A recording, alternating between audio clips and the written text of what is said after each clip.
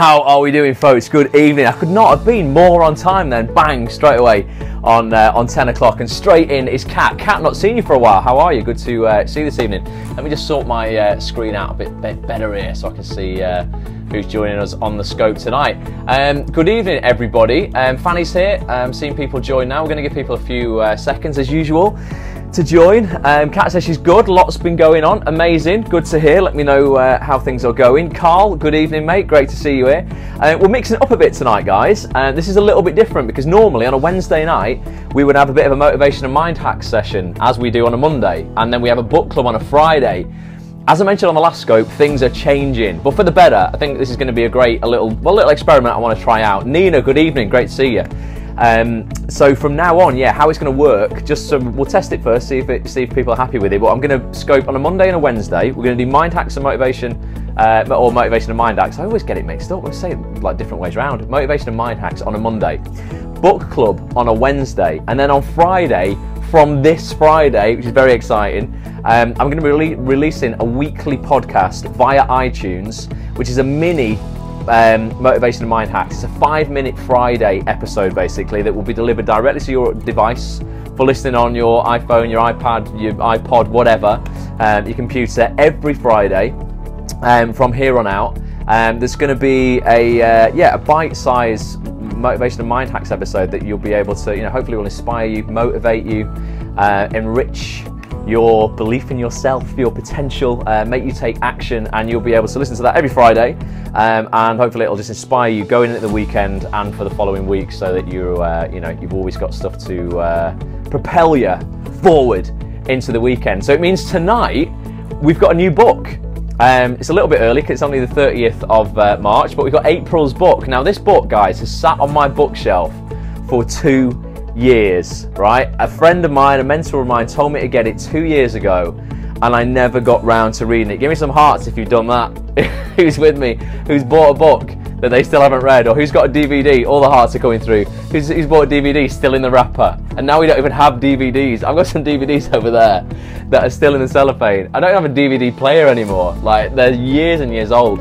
So I was like, right, let's not buy a new book for book club. I've got a few books on pre-order that we'll be looking at in May and June. Some brand new ones, but let's look at a book I've already got. And I'm so bloody glad I opened this book, because honestly I think it's probably the best book. We've had some great books on for book club over the last few months.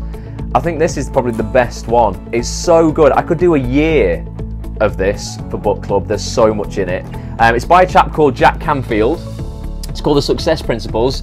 Jack is an unbelievably successful motivational speaker, author, businessman, entrepreneur. He created an $80 million business from scratch. He wasn't born into wealth. He created it all himself. He wrote another great book that he co-authored with, I can't remember the name of the woman who it was, but it was called Chicken Soup for the Soul. It's a collection of really inspiring stories. I've not read it, unfortunately, but it was what put Jack on my radar, because everyone's banging on about how good Chicken Soup for the Soul is, so maybe check that one out as well. But this one, Janet Switzer was who it was with, actually, because it says there, co-creator of Chicken Soup for the Soul with Janet Switzer. But yeah, The Success Principles. It's pretty thick. Check it out. There's a load, but I picked out, and I will pick out more for the rest of the month, but I picked out one of the Success Principles tonight, Success Principle 35, that I want us to look at.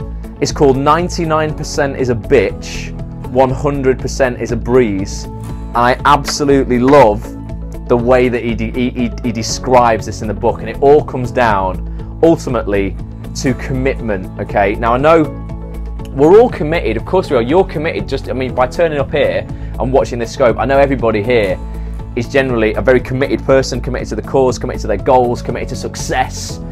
But there's a big difference, guys, and it's only really been highlighted through reading this chapter today, and it resonated so much with me. There's a huge difference between being 99% committed and being 100% committed, and that's what this chapter is about. So, be honest with me, can you say you are 100% committed to your acting career, to your life, to your success, to your partner, to your relationships, to your family? Because I can't say that all the time. What I think I am, and you might agree with this, I'm 100% committed, right? But not 100% of the time.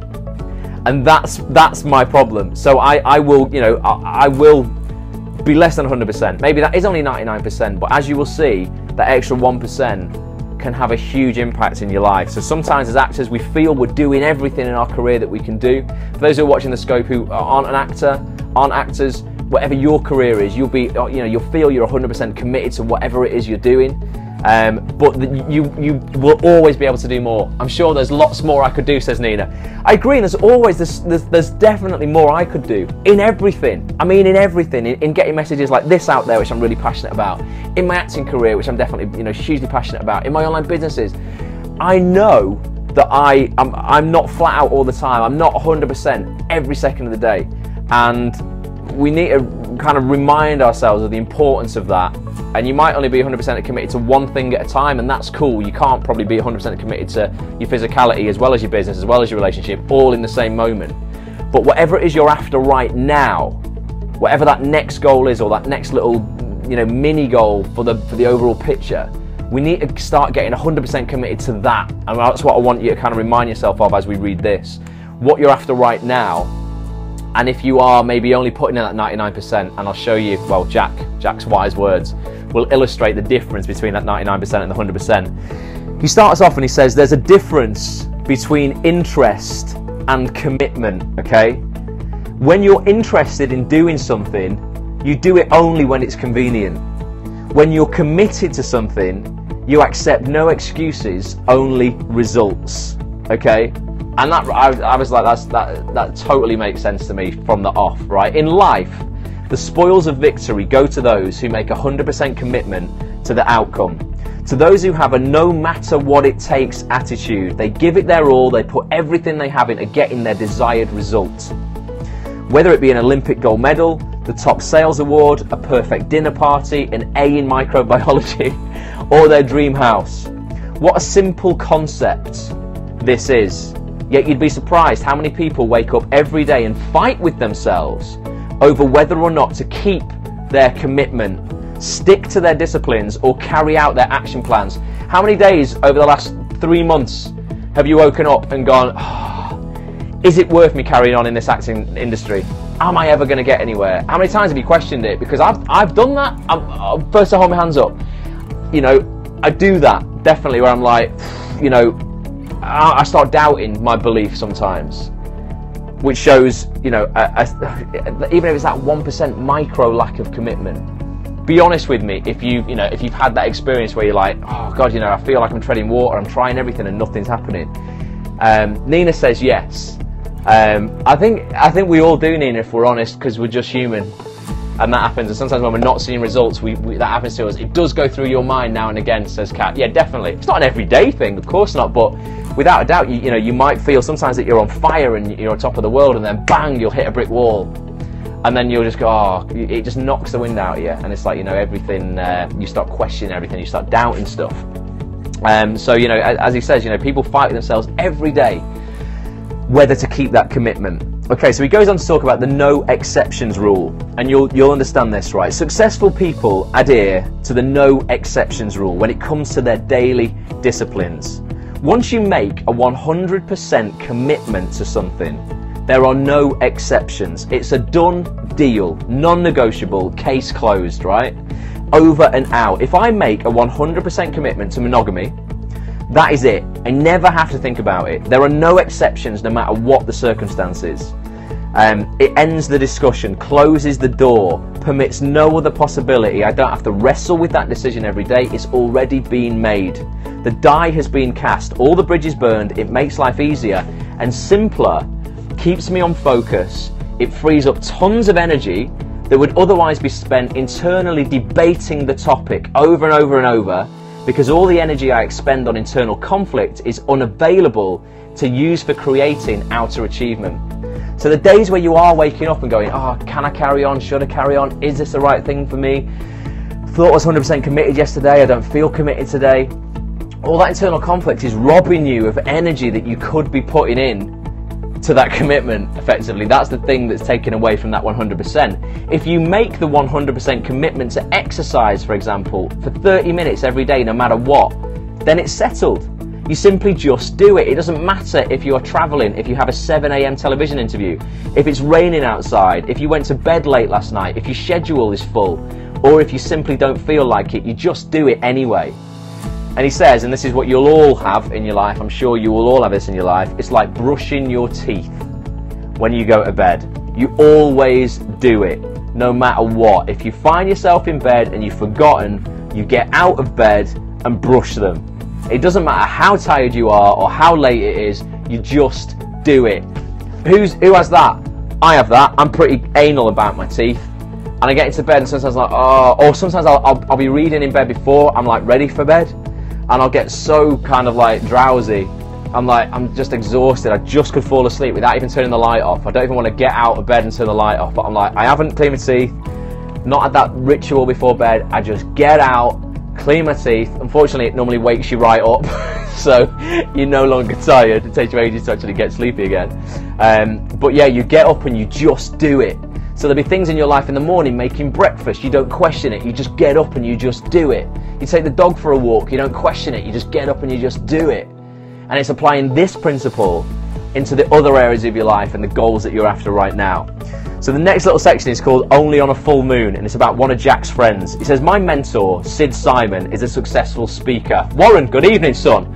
Talking all about commitment, Warren. You'll catch up, son. This is all about Jack Canfield's book, The Success Principles, and we're talking about the difference between 99% committed and 100% committed. You can go back and listen to the beginning bit of it, but you'll be able to catch up now anyway.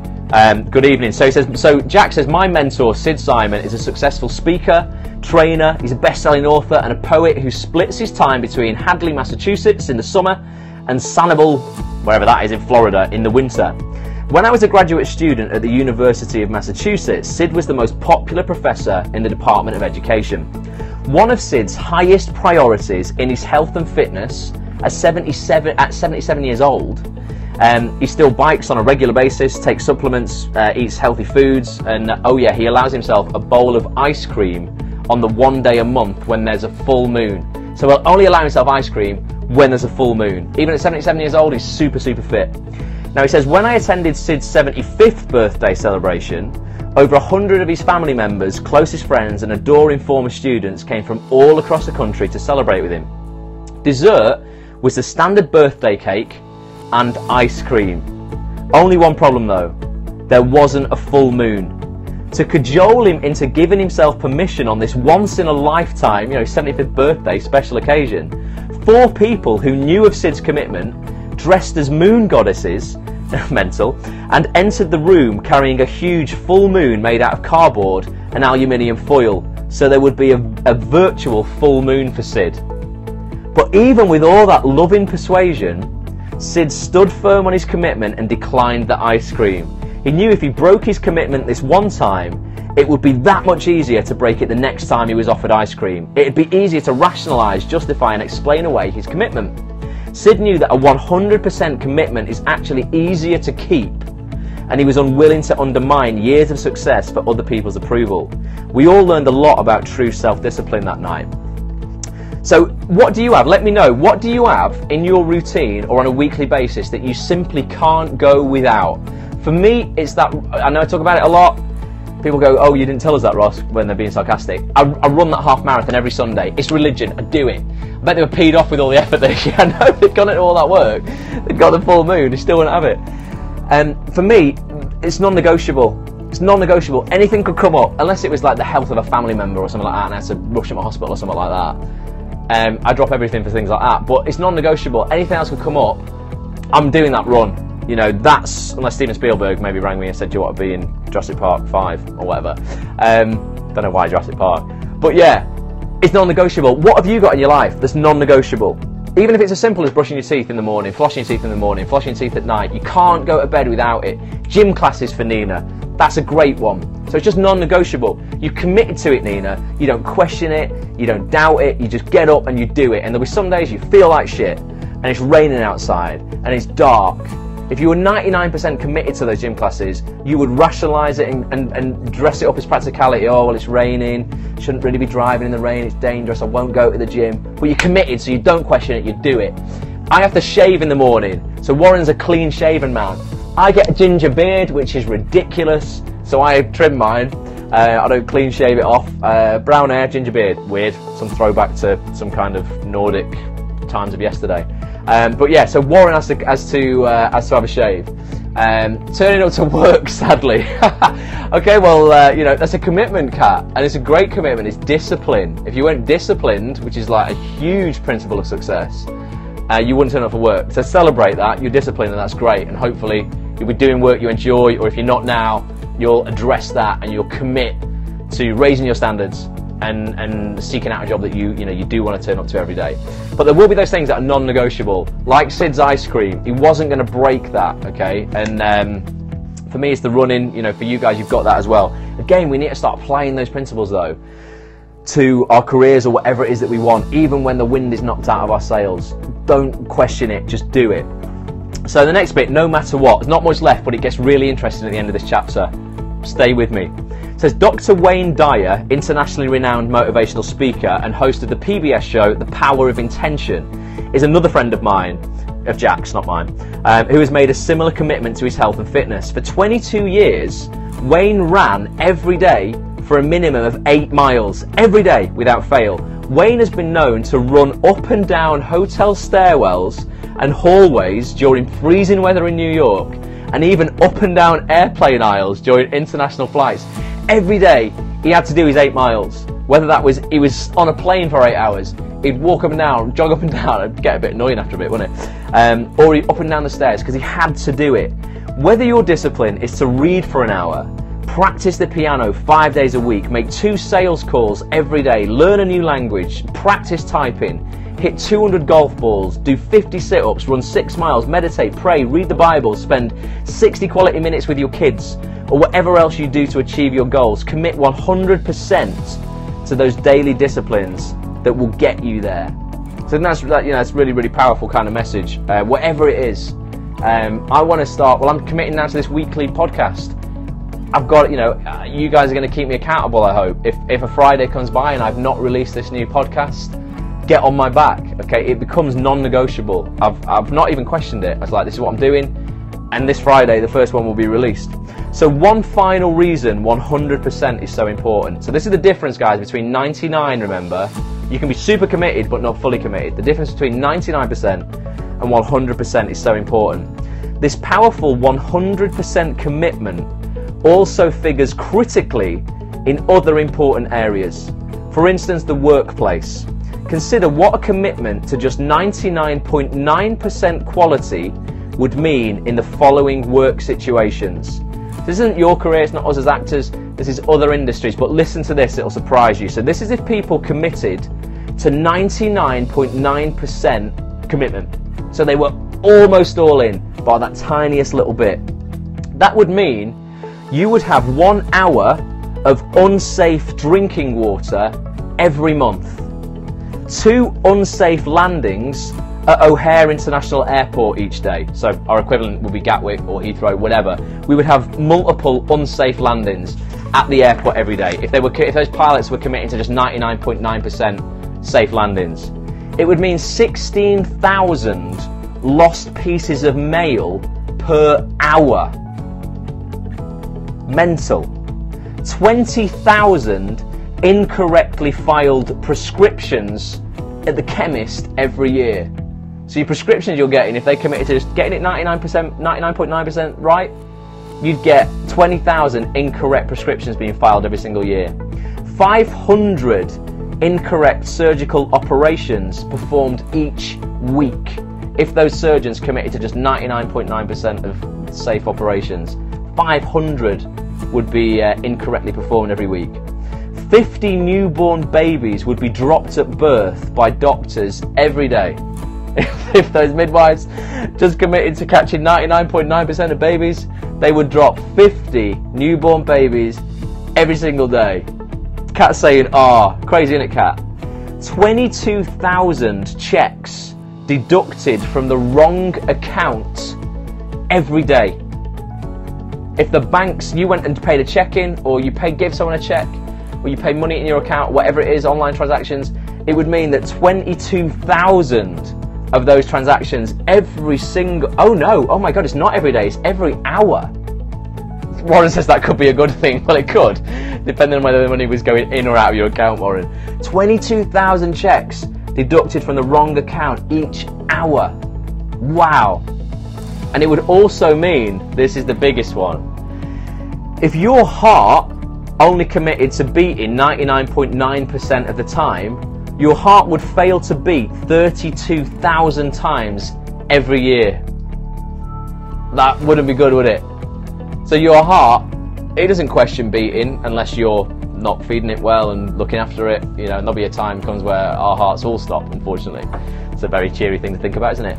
But yeah, if your heart only committed to 99.9% of the time, it would stop beating 32,000 times a year. So Jack says, can you see why 100% is such an important percentage?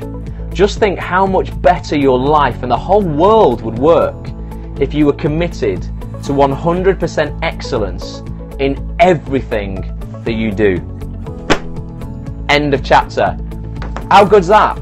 It's good, isn't it? Give me some hearts if you think it's good. I loved it. It's such a short... All of the success principles in Jack's book are all short like that. All give you analogies like that that just hit home and you go, wow, you know what? I thought I was committed. I'm doing this, I'm doing that, I'm writing here, I'm sending... Nina says, brilliant. It's great, Nina, isn't it? You know, you might think you're doing everything in your acting career right now. You know, Warren says makes him think a lot.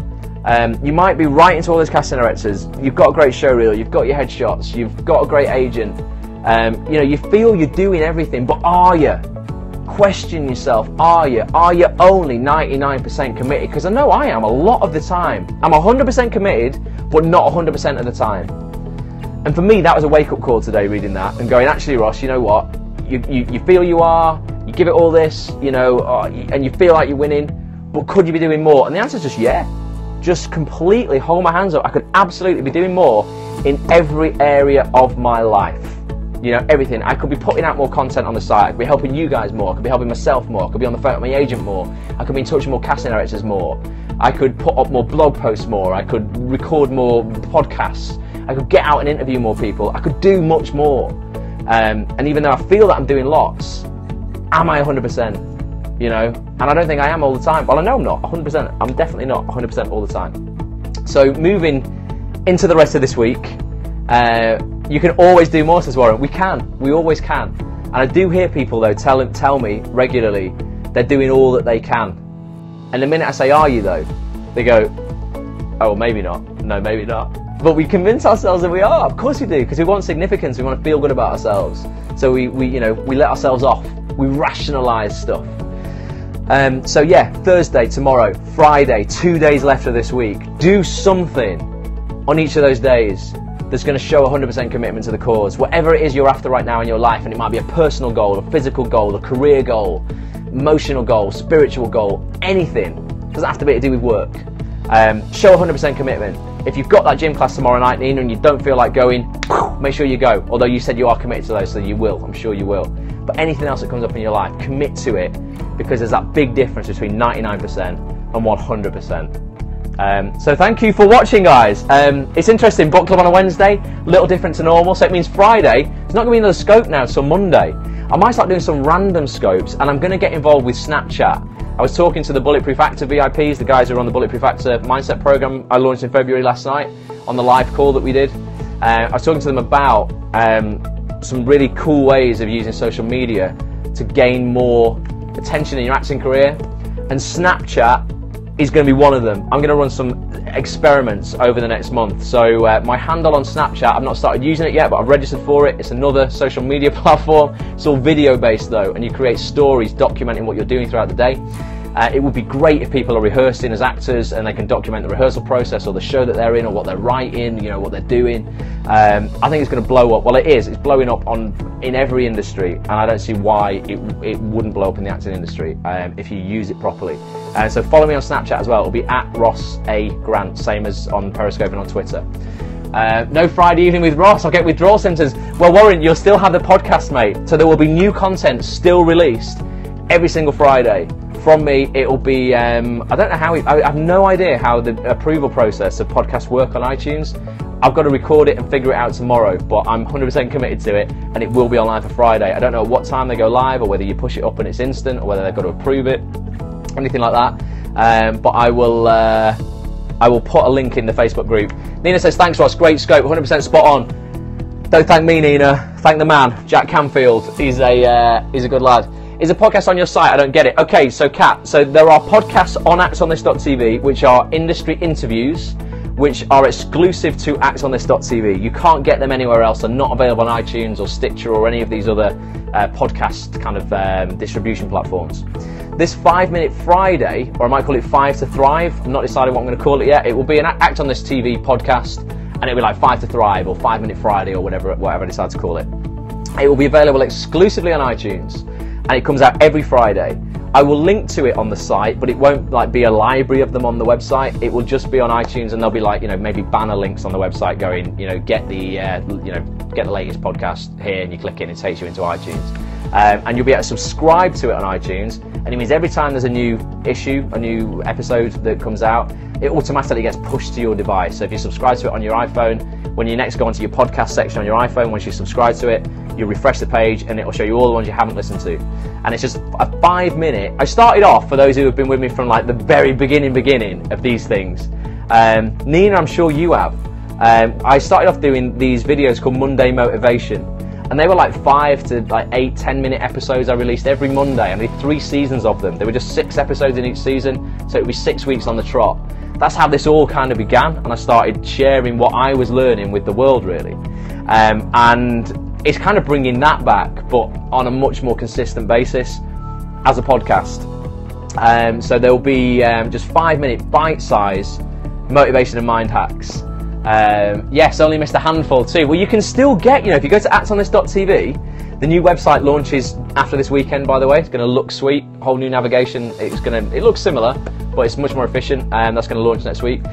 If you click on the little search icon for now on the current design of the site and just type in Monday Motivation, you can still get all 18, I think there's maybe 20 episodes, because they do like a New Year's special once. It might be like 19, 20 episodes of it, and it's video of me here in an old looking studio with just a couple of posters on the wall and no bookshelf. But yeah, check it out, Monday Motivation, and they were just mini versions of these scopes effectively. Yes, I'm moving through all the podcasts I missed from the beginning of time. Do you know what? It's fascinating for me listening back to me starting out, or watching the really old broadcasts. I think I look different for a start, but like, I've evolved, I think, and I listened to some of the things and the questions I was asking these people, and it was all a little bit kind of straight and proper for me. And then you listen to some of the more recent podcasts where it's much more jovial and banterful, and it's interesting sort of seeing how the site has evolved, and I've evolved as well, like interviewing people, because I've never really interviewed people before. I think I get it much more now. But we've got loads of video interviews coming up as well. It's super exciting. This year, the site's going to blow up, guys. I've got so much content coming.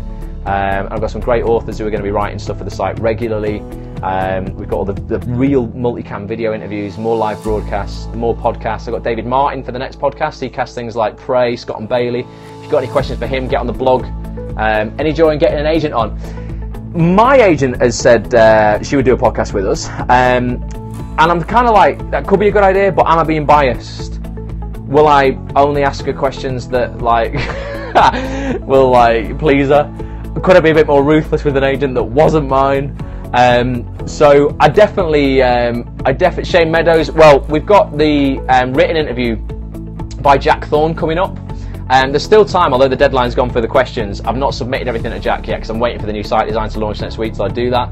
I'm going to badger Jack, who wrote This Is England with Shane, to help me persuade Shane to come on and do at least a podcast, if not a video interview. I would love that, because he's such a sound guy, and he's one of us. He's one of us. You did submit a question, Kat. Yeah, Shane's like so down to earth and like proper fighter for normal people with talent, effectively. There's lots of like romantic stories of him just giving parts of people who he really likes and he'd seen and stuff, and didn't want to audition them, he just knew they could do it. Super positive guy, proper on our wavelength, I think. Do you have photos of monkeys on your bottom shelf? Yes, I certainly do, Warren. So this is one of my favourites. Just look at it, makes me laugh. I like to have smiles around me because it's infectious, isn't it? That one, if I just don't want to talk to you, I'll just stick that up there. So that was me on after a night out, bit hungover. What else have I got on here? Got one of these ones over here that you probably can't see. Bit of love in the room. Got one of those. Got some love hearts up there. Have I got any other pictures? I've not. I've got a plastic plant, and I've got. Do you know what? I am a bit of a geek. I've got loads of little Lego Simpsons figures, which I love. I just have a load. Oh, I've dropped his plunger on the floor. I just have a load of tat around basically, but it keeps me young. When's the next meet-up? I thought the trolls were back for a minute there. No, we've lost the trolls, Nina. They've long gone. I've banned them all. I went through and just kicked them. Ban. Next meet-up is going to be... Oh, God, it's going to be soon. Can we look around Ross's house as a podcast? Maybe, yeah, definitely. I'm getting a new place, though. We should definitely do, like, a Cribs. MTV Cribs when I get in the new place. It's not built yet, but that'll be ready later on this year. So let me just get my calendar up to see when the next meet-up. For those who are in the north, who are in Manchester, we do a monthly meet-up now, face-to-face, which is great. Normally the first Saturday of the month. However, that would mean it's like 2 days away. I've not told anyone about it yet. It can't be then. How about we do Saturday the 9th of April? I'll put it out in the Facebook group. Talk to me in the Facebook group. See who's available if you are in the north.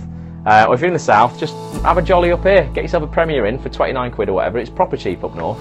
And come and get involved. Have a little trip around Media City or Manchester or something. I don't know. But yeah, maybe the 9th of April. And I want to do, Warren, man, and Selena, you need to sort out like some London meetups. You can be my London contingent when I'm not down there.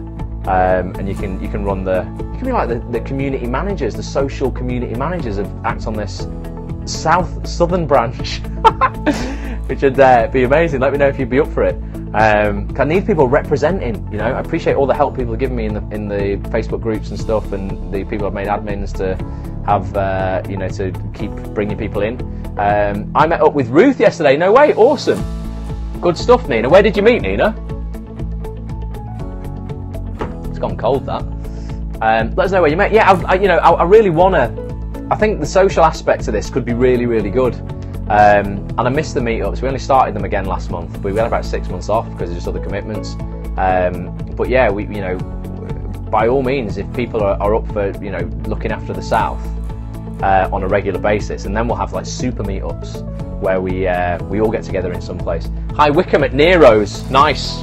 I'm a Costa man or a Starbucks man myself, but I'll have to try Nero out, see how its coffee compares. It's all about the Starbucks for me because of the loyalty scheme. Although it's 15 drinks, get one free. Quite a lot of drinks before you get a free one, isn't it? Awesome. Well, I won't keep you any longer, guys, but yeah, I won't be back on Friday unless something tragically goes wrong with the podcast process and I can't get a podcast up for Friday, in which case I will be back. Last month was great to meet in person with some of us guys. Yeah, no, it was, wasn't it, Carl? It was good. Really, really good. It just it makes a difference, doesn't it, when you're talking in real life. I mean, this is great. This is really, really good. And Facebook group's good, but it doesn't beat face-to-face contact when you can press the flesh, so to speak, shake people's hands. Great to chat. Think we're going to be each other's mentor. Brilliant. This is it. Buddy systems like that. Accountability partner, Nina. That's it. That's the key, and that's all coaching is. People who ask me for sessions and stuff and go, can you come and talk to me about this?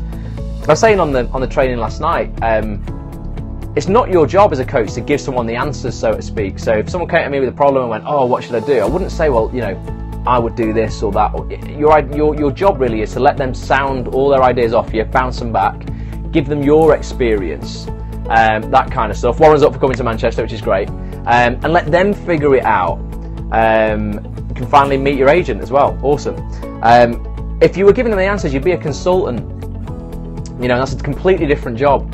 So when you buddy up with people, sometimes people go, oh, but I can't really buddy up because how can I advise somebody? You don't need to. Just be there for them. Let them sound their ideas off you. Hold them accountable if they say they're going to do something and they don't do it. Get on their back. Ring Ruth up, Nina, and go, oi, Ruth, have you sent that email? Have you done that? Have you done this? And she should do the same for you.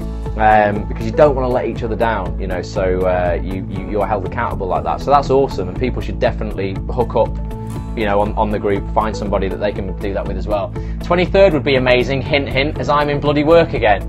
Kat, you need to get out of work. I'm joking, work's important, you need to earn money. Well, I'll figure it out. There's nothing set in stone. I'll put a preliminary dates up on Facebook, and we'll see who can make it the most. Doing props for a show, well, that's a job. That's a good job. At least you're involved in the industry. That's a fun job. That's not photocopying in an office in an industry that you've got no interest in. So fair play. That's cool. Awesome. So I'll keep you posted on the podcast. The first podcast is I'm not going to tell you. I was going to tell you the topic then. I've written it. I'm not going to tell you. I'll post a link on Friday, and I hope you enjoy it. That's all I'm going to say. So thanks for watching, guys, and we'll be back next Monday on Periscope, where we'll do a session of motivation and mind hacks. And I don't know what it is. If you've got any ideas, tweet me at Ross A. Grant, tweet the site at Act on This TV, and if you're not part of the Facebook group, facebook.com/groups/Act on This TV, or /groups/Bulletproof Actor. Night night, says Kat. Night night all. Thanks for spending some time with me. Appreciate you all, and I will look forward to unleashing the first podcast, episode 1, on Friday, guys. Look out for it. Bye for now.